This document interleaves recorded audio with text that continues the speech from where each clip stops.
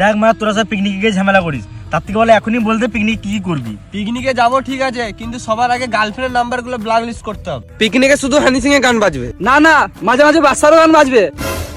তাহলে মানে আমি যাবো না, তোরা যা গান মারা গা। ঠিক আছে হানি সিং।